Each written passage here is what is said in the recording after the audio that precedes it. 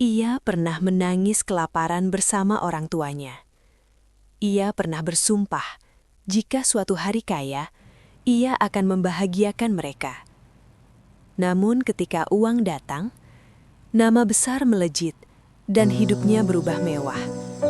Ia justru menghapus masa lalu, menganggap orang tuanya sebagai beban, dan merasa malu mengakui darah yang mengalir di tubuhnya sendiri.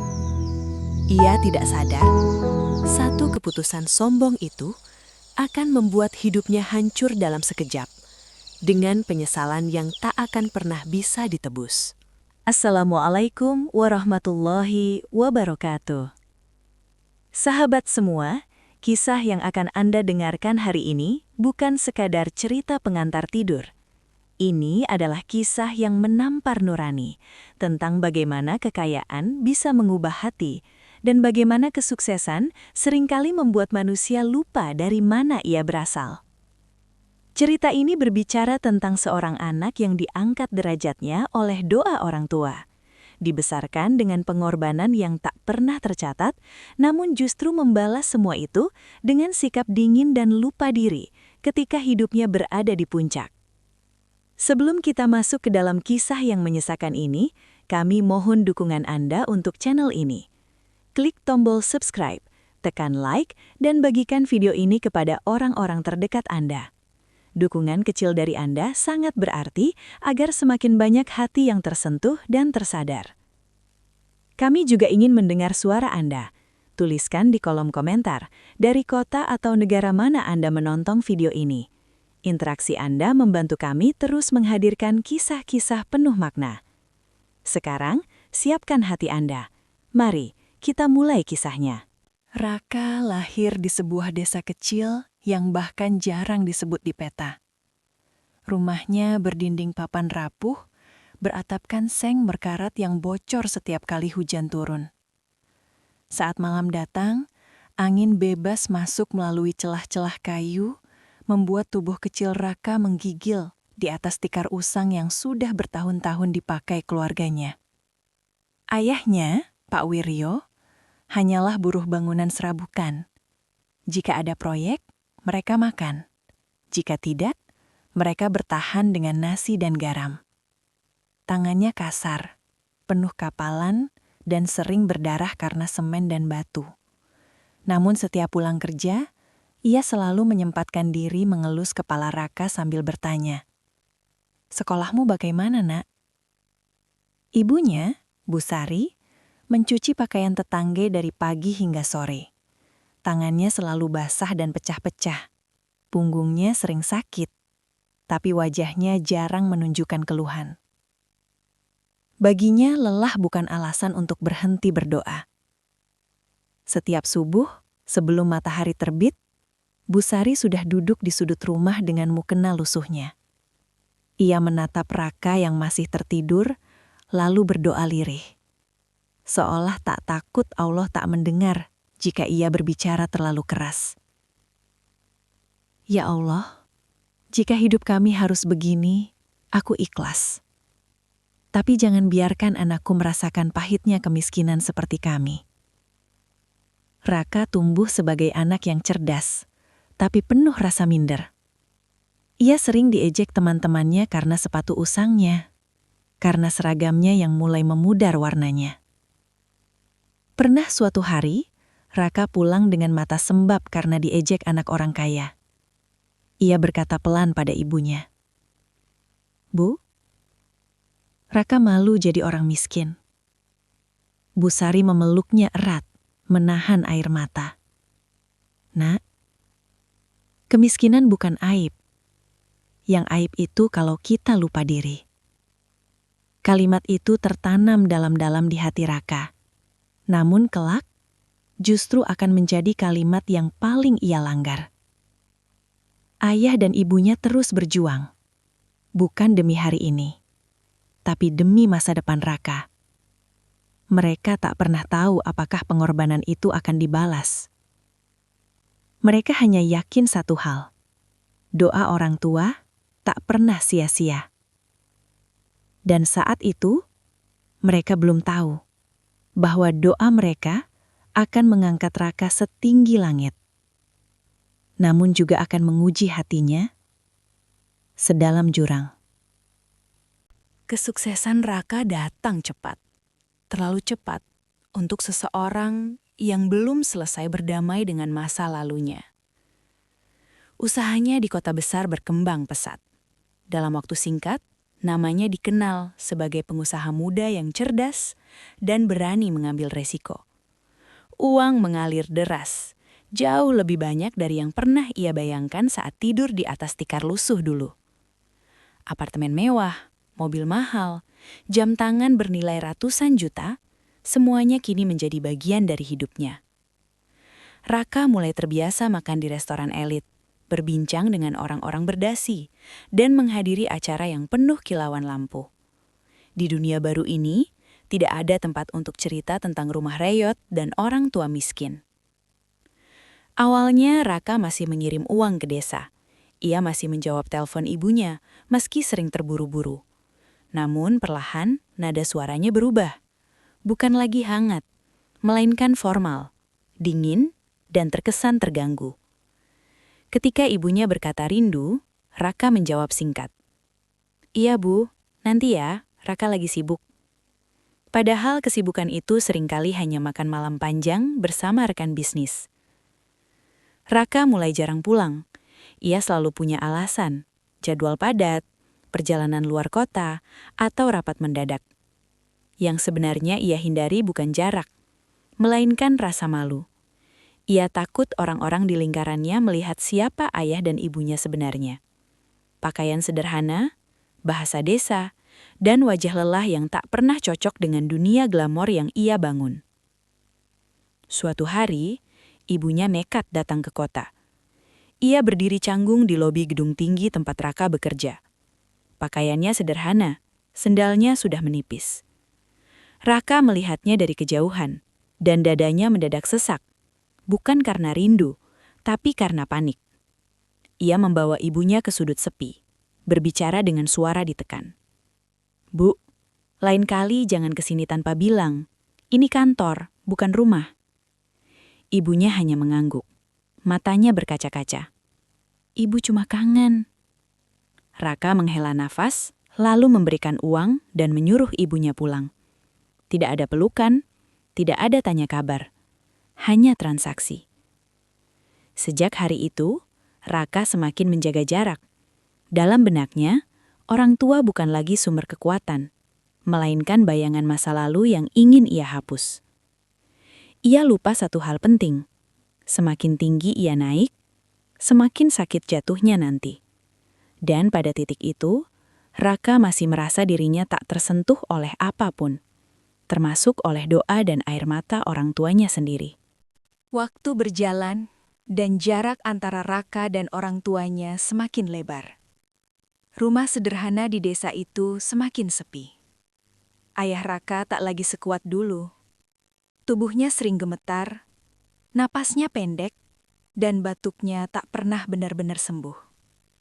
Namun setiap sore, ia tetap duduk di depan rumah, menatap jalan kecil yang sama, berharap melihat sosok anak yang dulu selalu berlari menyambutnya. Ibunya menjadi satu-satunya penguat. Bu Sari merawat suaminya dengan penuh kesabaran, meski tubuhnya sendiri mulai melemah. Setiap malam, setelah ayah Raka tertidur, ia mengeluarkan ponsel tuanya dan menatap layar kosong, menunggu pesan yang tak kunjung datang. Kadang ia memberanikan diri menelpon. Sekali tak diangkat, 2 kali ditolak, ketiga kali ponselnya mati sendiri. Mungkin Raka sibuk, gumamnya, mencoba menenangkan hati yang perih. Suatu pagi, ayah Raka terjatuh di kamar mandi. Tubuhnya tergeletak lama sebelum ibunya menyadari. Ia panik, menangis dan gemetar saat mencoba mengangkat tubuh suaminya yang sudah tak berdaya. Dengan tangan bergetar, ia menghubungi Raka. Telepon itu akhirnya diangkat. Namun bukan suara khawatir yang ia dengar, melainkan nada jengkel. "Ada apa lagi, Bu? Raka sedang rapat." Ibumu mohon, ayahmu sakit. Ibu tidak kuat sendiri, ucap Busari terbata-bata. Raka terdiam sejenak, lalu berkata dingin. Bawa saja ke puskesmas, uang sudah aku kirim. Jangan libatkan aku terus. Kalimat itu menghantam seperti pisau. Busari menutup telepon dengan tangan bergetar. Air mata jatuh tanpa suara. Malam itu ia duduk di samping suaminya yang terbaring lemah. Tidak ada lagi yang bisa ia lakukan selain berdoa. Namun kali ini doanya berbeda. Tidak lagi penuh harap, melainkan penuh luka. Ya Allah, jika aku pernah salah mendidik anakku, ampuni aku. Aku tidak meminta hartanya. Aku hanya ingin hatinya kembali. Ayah Raka wafat beberapa hari kemudian. Raka tidak datang, tidak menelpon, tidak mengirim doa. Busari menguburkan suaminya dengan bantuan tetangga. Di tanah merah itu, ia berdiri sendirian, memandang nisan sederhana, lalu menunduk dalam-dalam. Sejak hari itu, Busari jatuh sakit, bukan karena tubuhnya, melainkan karena hatinya yang perlahan hancur.